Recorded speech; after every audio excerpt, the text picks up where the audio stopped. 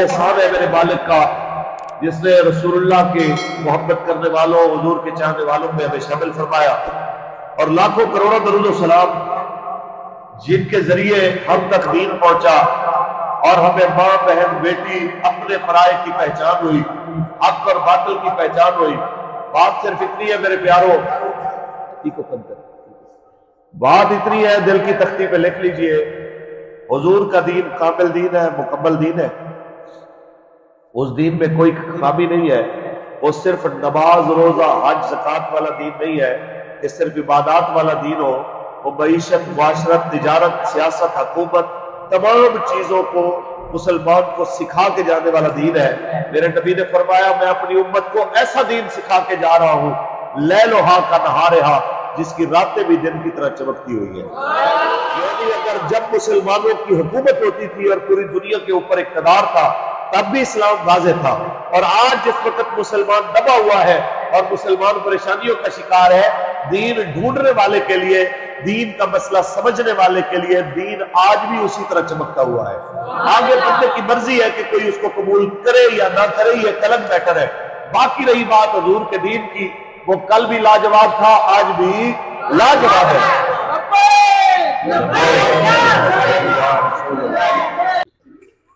हम नबी अलैहिस्सलाम के खलीफे बिला फसल सैयदना सिद्दीक़ अकबर पाक से सारे मोहब्बत करने वाले हैं। सैयदना फारूक आज़म हो, हजरत उस्मान गनी हो, मौला अली हो, मौला हसन हो, हम सब के साथ प्यार करने वाले लोग हैं। हम में से कोई भी ऐसा नहीं है जो अहले बैत अतहार या सहाबा किराम की तौहीन और इहानत करने वाला हो, या अल्लाह माफ करे कभी दिल में भी ख्याल आया हो। हम क्यों ये बात भूल जाते हैं कि वो सिर्फ मस्जिद के इमाम नहीं थे, वो मदीने के हाकिम भी थे। हम ये क्यों बात भूल जाते हैं कि वो पूरे हिजाज के हाकिम भी थे। हम ये क्यों भूल जाते हैं कि सैयदना फारूक आज़म 22 लाख मुरब्बा मील के ऊपर हुकूमत करने वाले हुक्मरान भी थे, एक वक्त में इमाम और खतीब भी थे। ये किस बेवकूफ ने इस कौम के दिमाग में एक बात बिठा दी है कि जी दीन वालों का, मजहब वालों का सियासत से क्या काम है, मजहब वालों का हुकूमत से क्या काम है। हमारे बाबा जी एक बात किया करते थे कि भाई दो चीजें हैं, या हमसे दीन सीख ले या हमें दीन सिखा दे। एक ही चीज है ना भाई, अगर आपको दीन ज्यादा आता है, आप हमारी इस्लाह कर दें, हमें समझा दें कि इस बुनियाद के ऊपर भाई आप मजहबी लोग हैं, आपका सियासत से कोई ताल्लुक नहीं। मेरे नबी से बड़ा मजहबी कोई नहीं, मेरे आका के सहाबा से बड़ा मजहबी कोई नहीं। तो उन्होंने हुकूमत की है, अपनी उम्मत को सिखाया है कि हुकूमत करनी है, पर यूं करनी है कि सैयदुल कौम खादिम हो, कौम का सरदार कौम का खादिम हो।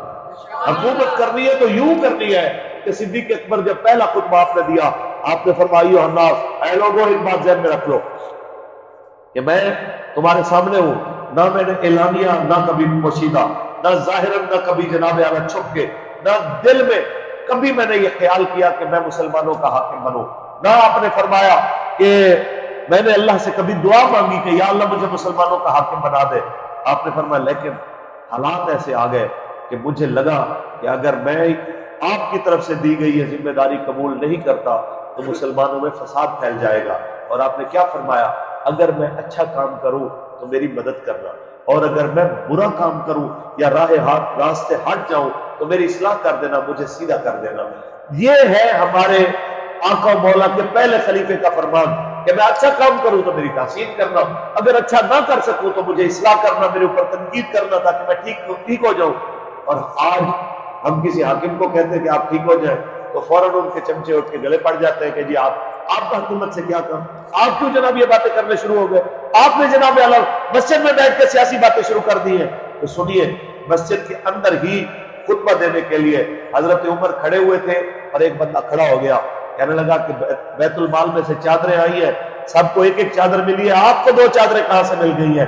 अगर आपने हमें खुतबा देना है, आपने हमसे बात करनी है तो पहले इस चादर का हिसाब दीजिए, फिर अगली बात कीजिए। तो फिर क्या होता है, आपने फरमाया मैं इसका जवाब दूंगा तो आप कहेंगे कि ये अपनी तरफ से बना रहा है, मेरे बेटे को बुलाइए। हजरत इब्ने उमर बुलाए गए, हाँ जी बताइए चादर कहां से आई, ये कपड़े कहां से बने। उन्होंने कहा मेरे वालिद साहब के कपड़े फटे हुए थे, तो मुझे अच्छा नहीं लगा कि अमीरुल मोमिनीन इस हाल के अंदर आके खुतबा दे कि कपड़ों पे पैबंद लगे हुए हैं, तो मैंने अपने हिस्से वाली चादर अपने वालिद को पेश कर दी, इस वजह से इनका ये जोड़ा मुकम्मल हो गया। आप जरा तसव्वुर तो कीजिए कि हम अगर सवाल करें تو میاں صاحب کے چاہنے والے ہمارے گلے پڑ جاتے ہیں، آپ یہ سارے ہی ایسے ہیں، آپ میاں صاحب کے پیچھے پڑے ہوئے ہیں۔ خان صاحب کے بارے میں بات کریں تو ان کے چاہنے والے کہتے ہیں بھئی یہ گھڑی گئی تو رولا ہے، آپ ہمارے پیچھے پڑ گئے ہیں۔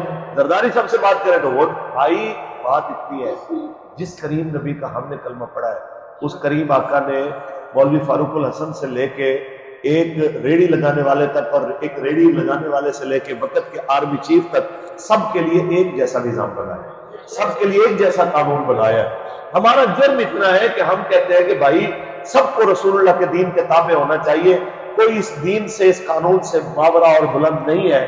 اگر آپ چاہتے ہیں کہ اس طرح کا نظام ہو تو آپ حضور کے دین کے لیے لبیک کے ساتھ کھڑے ہو۔